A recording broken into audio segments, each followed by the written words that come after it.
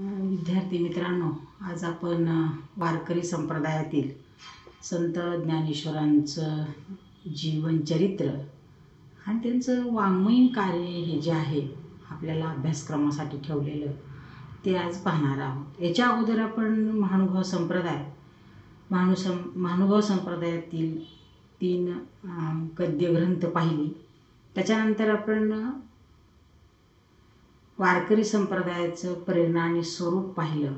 त्याच्यानंतर आपण संत नामदेव हे वयानं ज्ञानेश्वरांपेक्षा मोठे होते म्हणून ते अगोदर येतात, म्हणून त्यांचं जीवन कार्य आणि वाङ्मयीन कार्य हे आपण पाहिलं।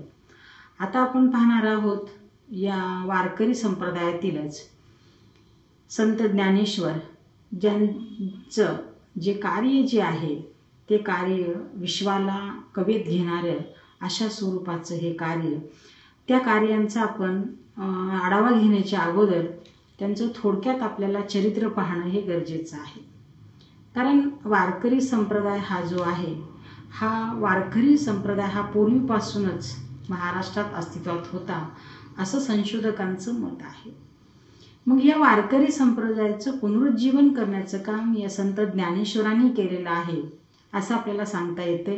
कारण ज्ञानेश्वरांच्या जे मोठे बंधू आहेत निवृत्तीनाथ, यांना नाथ संप्रदायाची परंपरा ही लाभलेली आहे आणि या नाथ संप्रदायाच्या परंपरेचाच वारसा त्यांनी पुढे चालवलेला आपल्याला पाहायला मिळतो आहे। कारण ज्ञानेश्वरांचे जे वडील आहेत विठ्ठलपंत कुलकर्णी आणि आईचं नाव आहे रुक्मिणी, खऱ्या अर्थाने या दाम्पत्याच्या पोटी ह्या 4 भावंडांचा जन्म झालेला पाहायला मिळतो आहे।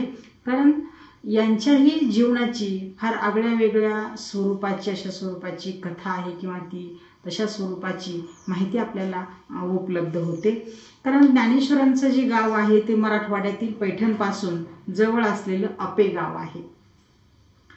ज्ञानेश्वरांचे पंजोबा हे जे होते त्रिंबक पंथ आणि हे बीड परगण्याचे खऱ्या अर्थानं ते सुभेदार होते असं आपल्याला सांगता येते। आणि मग याच विठ्ठलपंथांनी पुढे आपण पाहतो की ज्याला आपण काय म्हणतो वैराग्य अवस्था किंवा ज्याला संन्यस्त अवस्था म्हणतोय, ती संन्यस्त अवस्था ही त्यांनी स्वीकारली। त्याच्यानंतर पुन्हा ते संसारिक जीवनामध्ये आले आणि मग त्याचा एकूण जो प्रभाव आहे तो कशा स्वरूपात ह्या ज्ञानेश्वरांनी 4 भावंडांच्यावर झाला आणि त्यातून ज्ञानेश्वरीसारखा अगदी वयाच्या 20-21व्या वर्षी ग्रंथनिर्मिती कशा स्वरूपाची झाली याचंही चित्रण आपण पुढं पाहणार आहोतच। तर खऱ्या अर्थानं आपल्याला असं सांगता येते की ज्ञानेश्वरांचे जे वडील आहेत विठ्ठलपंत कुलकर्णी, हे कुलकर्णीचं जे घराणं होतं सामाजिक, धार्मिक, आर्थिकदृष्ट्या, त्याच्यानंतर ज्याला आपण काय म्हणतोय की एक सांस्कारिकदृष्ट्या एक संपन्न अशा स्वरूपाचं हे घराणं आहे। आणि मग अशा ह्या घराण्यामध्ये ज्ञानेश्वरांचे जे वडील आहेत विठ्ठलपंत, त्यांच्या पोटी ह्या 4ही भावंडांचा जन्म झालेला आहे आपल्याला असं सांगता येते। पण गंमत अशा स्वरूपाची आहे की विठ्ठलपंतांनी ही खऱ्या अर्थानं जी संन्यस्त वृत्ती स्वीकारली त्या वृत्तीला तत्कालीन कर्मठ ब्राह्मणांचा प्रचंड मोठ्या स्वरूपात विरोध असलेला पाहायला मिळतोय।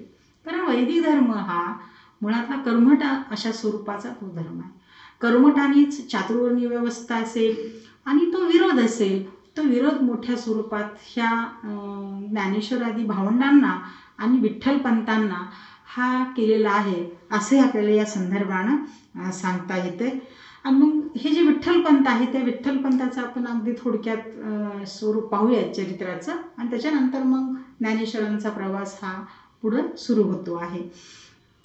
हे विठ्ठलपंत हे जे आहेत हे बालपणापासून वैराग्य वृत्ती धारण केल्यासारखेच होते आणि मग वैराग्य वृत्ती धारण केल्यासारखं असल्यामुळं वडिलांनी त्यांचा मुंजीबंधन विधी केला, शास्त्रास्त्राचं अध्यापन केलं, अध्यापन झालं आणि त्यांच्या रीतिरिवाजानुसार, संस्कृतीनुसार, रूढी प्रथा परंपरेनुसार शास्त्राचं शास्त्राध्ययन झाल्यानंतर विठ्ठलपंत हे जे आहेत हे तीर्थयात्रेसाठी निघाले आणि मग तीर्थयात्रेसाठी निघाल्यानंतर ते आळंदीला सिद्धभेट या ठिकाणी येऊन थांबलेले आहेत.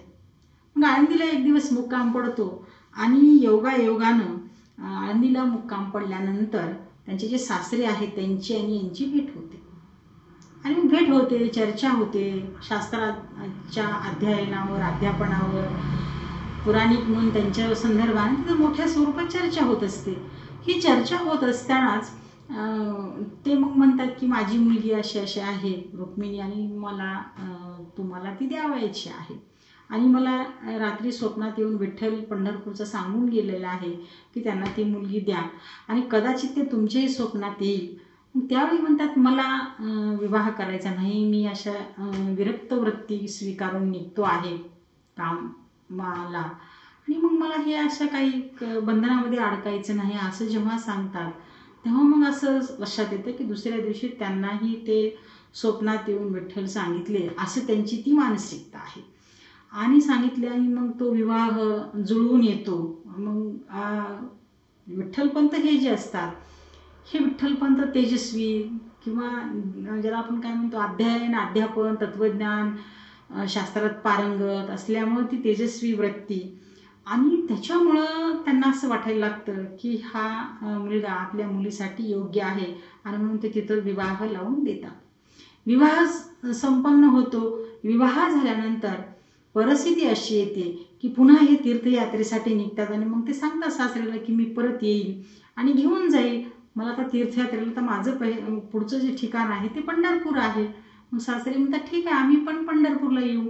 आणि मग सगळा परिवार म्हणजे आई वडील ती रुक्मिणीचे आणि हे नवीन जावाई आणि मुलगी हे सगळेच मिळून पंढरपूरला तीर्थयात्रेला येतात. पंढरपूरपर्यंत आल्यानंतर तिथं काही म्हणजे दर्शन होते, मुक्काम होतो आणि मग तिथून ते पुढं जायचं ठरवतात. मग सासरे रुक्मिणीला घेऊन परत येतात. मग ते सांगतात की माझी तीर्थयात्रा संपल्यानंतर मी येऊन घेऊन जाईल रुक्मिणीला आणि ते तसंच होतं. तीर्थयात्रेला ते पुढे जातात. मग एक दिवस येऊन रुक्मिणीला तिथं आळंदीमध्ये येऊन घेऊन जातात आणि मग घेऊन गेल्यानंतर पुढं असं आपल्याला पाहायला मिळतं आहे की त्यांचा काही दिवस ते आईवडिलांसोबत ते विठ्ठलपंत राहतात पण ते फार काळ रमत नाही. मग आईवडिलांचं एक दिवस निधन होतं आणि त्यांच्या निधनानंतर त्यांच्या मनामध्ये प्रचंड अशा स्वरूपाची नैराश्य आलेली असते आणि मग ते विरक्त वृत्ती तिकडंच ते झुकलेले असतात. ध्यान, अध्ययन, अध्यापन ह्याच्यातच ते स्वतःला गुंतून घेतलेले असतात आणि मग ते विचारतात पत्नीला रुक्मिणीला सारखं सारखं की मला मी संन्यास घेऊ का, मी संन्यस्त होऊन जाऊ का. तर त्यावेळीची प्रथा असेल किंवा आजही आपण पाहतोय संन्यास जर स्वीकारायचा असेल तर तो अगोदर पत्नीला विचारावा लागतो, तिची परवानगी काढावी लागते. ती जर नाही म्हणत असेल तर मग तो संन्यास स्वीकारता येत नाही. अशा स्वरूपाच्या समाज नियमानुसार त्या अटी काही घालून ठेवलेल्या होत्या धर्मनियमानुसार आणि योगायोगानं रुक्मिणी त्यांना काही सहमती देत नाही. मग शेवटी ते होतंय काय की ते म्हणतात की नाही मला हे करायचं आहे म्हणजे संन्यास घ्यायचा आहे. मग आर्थिक परिस्थिती फारशी राहत नाही कारण कष्ट नाही केल्यास, श्रम नाही केल्यास पोटाला पोटभर आणणं तरी मिळणार कुठून हाही खरा प्रश्न आहे. आणि मग हे दोघं जण मिळून पुन्हा आळंदीला येतात सासऱ्याकडे, सासरे स्वतःकडे ठेवून घेतात पण ह्यांचं मन कुठंच रमत नाही कारण आईवडिलाचा मृत्यू, त्याच्यानंतर आलेली निराशा आणि समाजाकडे किंवा अध्ययनाच्या माध्यमातून ज्ञानाकडे, धर्माकडे पाहण्याची एक वेगळी दृष्टी त्यांची निर्माण होते. आणि हे जेव्हा आळंदीला येतात, आळंदीला आल्यानंतर हे सासऱ्याकडे आल्यानंतर ते फारसे रमत नाही, ते पुन्हा पुन्हा विचारतात. आणि मग एक दिवस असं होतंय की एखादं मूलबाळ झाल्यानंतर जायला हरकत नाही असं सासरे म्हणतात. पण एक दिवस असं होतो की ती चुकून रागाच्या भरात ती म्हणून जाते की ठीक आहे तुम्हाला घ्यायचं असेल तर घेऊन टाका संन्यास. त्याला ते खरंच वाटायला लागतं आणि ते मग काशी यात्रेला निघून जातात. गंमत अशा स्वरूपाची की काशीला नाथपंथीय साधू तिथं असतात, त्यांच्याकडून ते दीक्षा घेतात. नाथपंथीयाकडून विठ्ठलपंत दीक्षा घेतल्यानंतर ते तिथंच रममान होतात आणि ते साधू भ्रमंती करत करत महाराष्ट्रात आलेले असतात. त्यावेळी आळंदीमध्ये पिंपळाच्या वृक्षाला रुक्मिणी ही ज्याला आपण काय म्हणतोय प्रायश्चित्त म्हणून आपला पती परत यावा म्हणून ती प्रदक्षिणा घालत असलेली पाहायला मिळते. आणि मग ते साधूंचं ते दर्शन घेते तेव्हा त्यांनी ते अष्टपुत्र सौभाग्यवती भव असा आशीर्वाद देतात. तेव्हा ती म्हणते की माझा पती नाही, ते असं संन्यास होऊन गेलेले आहेत, माहीत नाही, आणि तुम्ही असा आशीर्वाद दिला हे चुकीचं आहे. आणि मग त्यावेळी मग सासरे आणि ही मुलीची भेट ते संन्यासी योगी घेतात. आणि तिथून मग हे लक्षात येते की अरे आपल्याकडे काही दिवसापूर्वी आलेला जो मुलगा आहे तो कदाचित वर्णन सर्व त्याचं केल्यानंतर लक्षात येतं आणि तो हाच असेल. ते परत काशीत जातात आणि काशीत जाऊन ते विठ्ठलपंताला म्हणतात तू का खोटं बोललास, कारण तुझं लग्न झालेलं आहे, संसारिक आहेस तू, आणि तुझी त्या कुटुंबाला गरज असताना तू कसा काय संन्यास घेऊ शकलास, मला तो खोटं बोललेला आहेस. आणि म्हणून त्याची परत काय करतात, रवानगी कुटुंबाकडे करतात. मग ते परत म्हणजे आळंदीला येतात.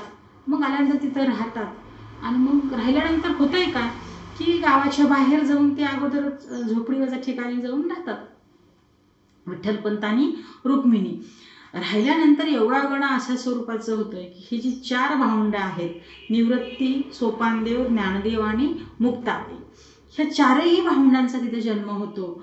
आणि मग 4 भावंडांचा जन्म झाल्यानंतर त्या झोपडीमध्ये प्रचंड अशा स्वरूपाचं स्वतःला प्राप्त झालेलं जे नाथ संप्रदायाकडून ज्ञान होतं विठ्ठलपंताला, ते एकांतामध्ये, कुणाचा संपर्क नाही, कुठं जायचं नाही, वाळीत टाकलेलं आहे म्हणून ते एकांतामध्ये आपल्या मुलांना देतात.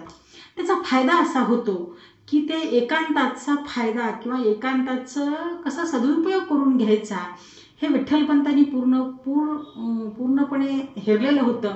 आणि ते आपल्या मुलाला ते तशा स्वरूपाचं काय करतात, वेद, अध्ययन, ज्ञान, संपदा हे सर्व देतात.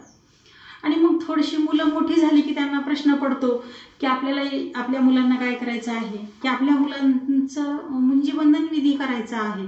आणि मग मुंजीबंधन विधी करायचा असेल तर धर्माची मान्यता घ्यावी लागते, धर्मसंस्थांच्याकडे जावं लागतं. मग त्या लोकांनी मात्र प्रचंड अशा स्वरूपामध्ये विठ्ठलपंतांना विरोध केला. त्यांना चांडाळ म्हणून वाईट टाकलेलं होतं मुलांना, की चांडाळ हा जो म्हणजे प्रकार आहे तो अस्पृश्यांपेक्षा सुद्धा वाईट आहे.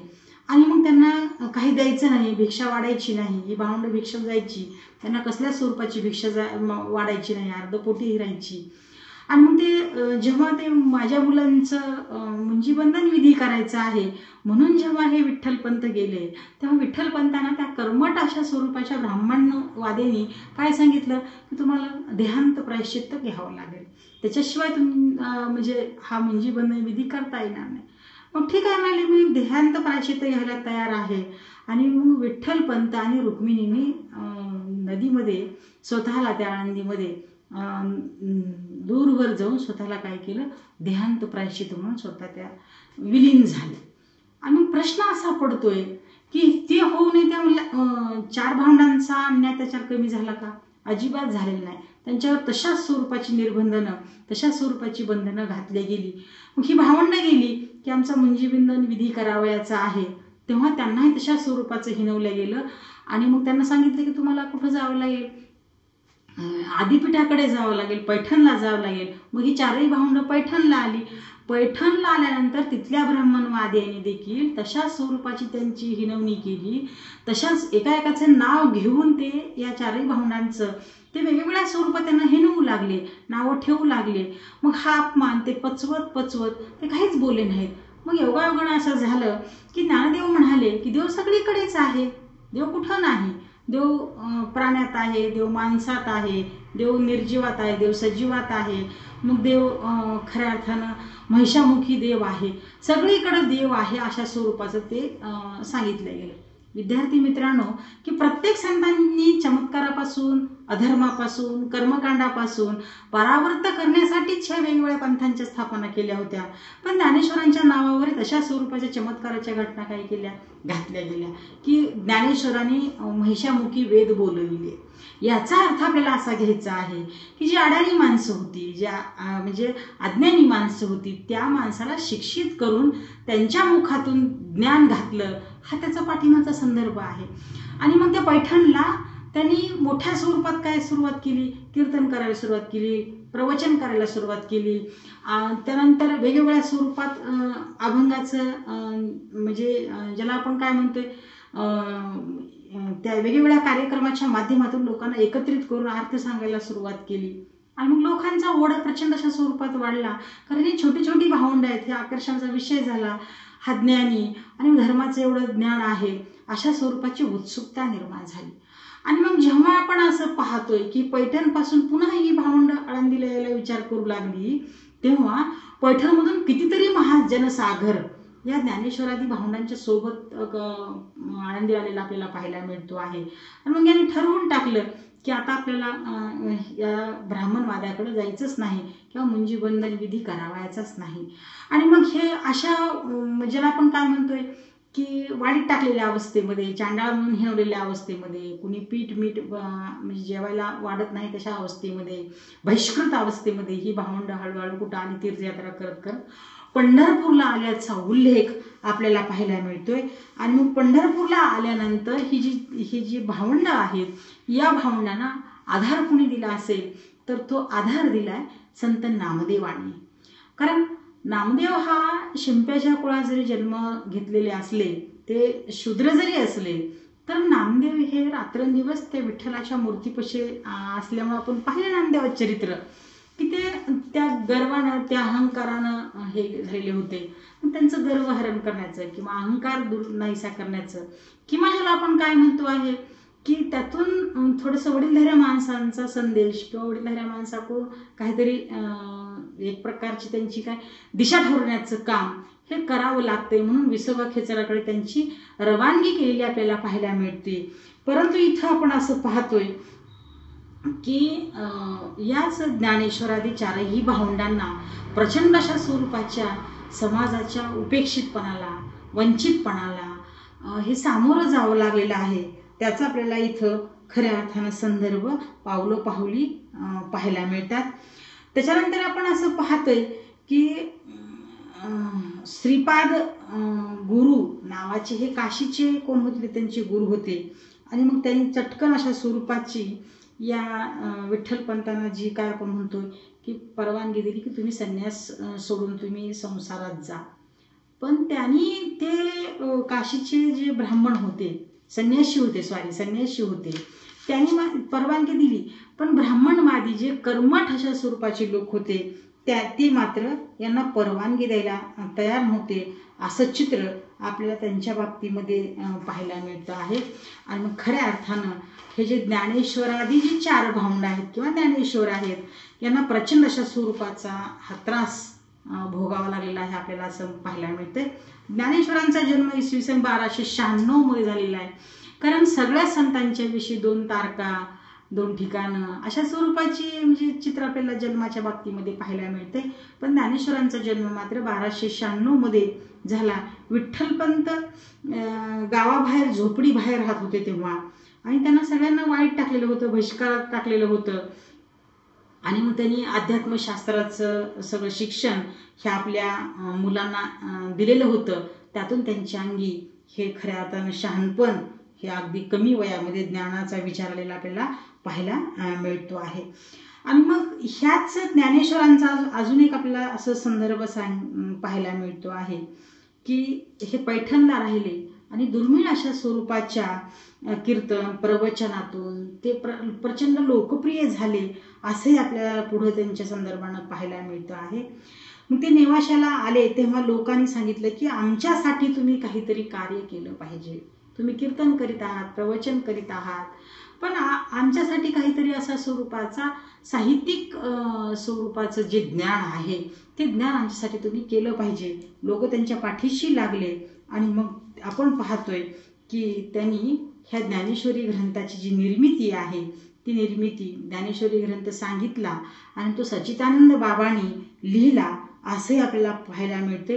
पुढे ज्ञानेश्वराच्याच विचारातून, निवृत्तीनाथांच्याच विचारातून, ज्ञानातून आपण पाहतोय की अनेक अहंकारी लोक, कारण त्यांना वाटायला लागलं की आता ज्ञानेश्वराची 4 भावंड मोठी होती, यांच्याकडेच लोकांचा म्हणजे गर्दी सुरू आहे, यांनी आपले सगळे शिष्य खेचून घेतले, लोक यांच्याकडे जात आहेत. आणि म्हणून तिथल्या काही म्हणजे कर्मठ जे लोक होते त्या कर्मठांना त्यांच्या ईर्ष निर्माण झाली, हेवा वाटू लागला आणि त्याच्यातूनही त्यांच्याकडे विरोध झाला. आणि त्याच्यातलाच एक व्यक्ती म्हणजे हा हट्टयोगी चांगदेव आहे.